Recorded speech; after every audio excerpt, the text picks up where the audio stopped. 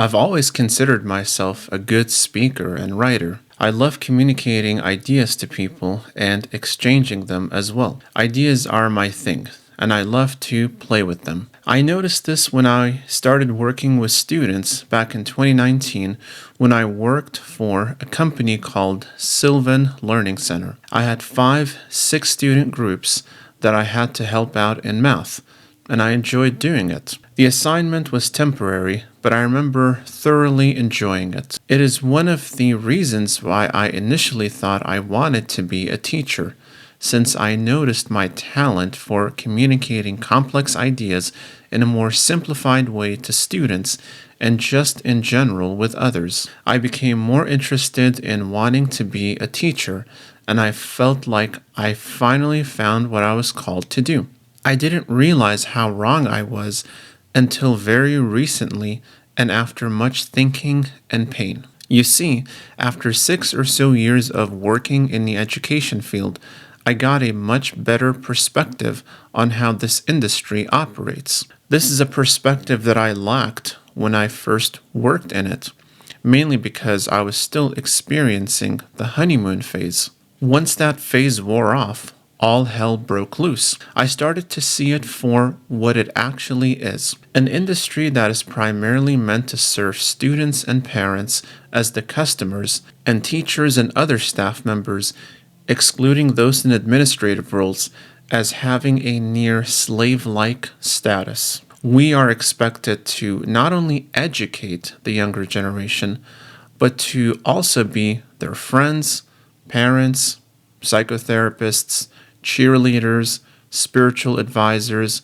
wellness coaches, etc. We have to do all of this without the extra pay. So, in other words, we got more responsibility for the same or even less pay. We also had less flexibility on how to teach students because the out of touch administrators who spend 0 hours in the classroom feel very entitled and are arrogant enough to lecture educators on how to teach students. Imagine if I went to them and told them how to do their jobs without spending a single minute in their positions. I wonder what their response would be. Actually, I don't.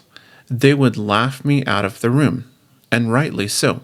But you, as an educator, cannot do the same because you do not have the same amount of power and influence to draw boundaries with them. You cannot reject their ridiculous expectations and the timelines to which they subject you. You just have to take it on the chin and move on, being grateful that you at least have a job that pays your bills and gives you a little extra to spend on yourself. All the while, the administrators accrue fat paychecks, which are way out of proportion to how much their role contributes to the functioning of the school system. Another factor to consider is your gender. Yep, that's right, your gender. Given that the education field is predominantly female, being a male, especially in elementary schools, is going to be extremely challenging and lonely. Many people will oftentimes look at you as weird and out of place, wondering why you are even there in the first place. This is despite your experience and qualification, because people in general tend to view males working with kids far more suspiciously than females working with kids. It is seen as somewhat of a red flag, and this is reflected not only in the way parents treat you, but also other staff members. You will oftentimes be isolated and have little to no interaction with others, while this is not the case with female colleagues, who often enjoy good connections with others, which can potentially lead to better opportunities in this field. This isn't fair, of course, but that's been my observation of things in education. It's definitely not for the faint of heart. So on the whole, I think that if you are a male who respects himself, do not join the education field unless you're absolutely sure this is what you want to do for the rest of your life. This is not something you can just try to see how it works. It's a commitment that you have to be able to commit. I personally feel like I wasted 6 years of my life to a field where I was underpaid, unappreciated, and stressed out. And all for what? For students, parents, and administrators who had constant demands on me, but no intention of cooperating with me.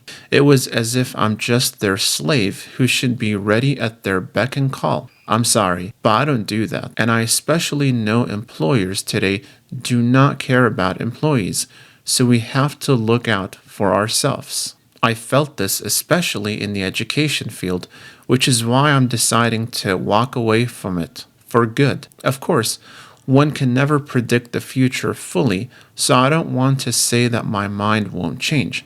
But for now, I have little desire to be in the classroom with all the dysfunction going on in this industry. It would be more tolerable if at least I had the support of colleagues and parents. But no, I had to fight every battle on my own, and I am not interested in doing that just to get paid a chunk of change. My time and effort is worth far more than that, and I will use my talents in order to find a job that will have a higher reward, one that will give me what I deserve instead of begging for things from others. So that's it for this video. If you like this content, make sure to give it a thumbs up, subscribe, comment, and share to get notified about more videos like this one. Thank you for watching and see you in the next video.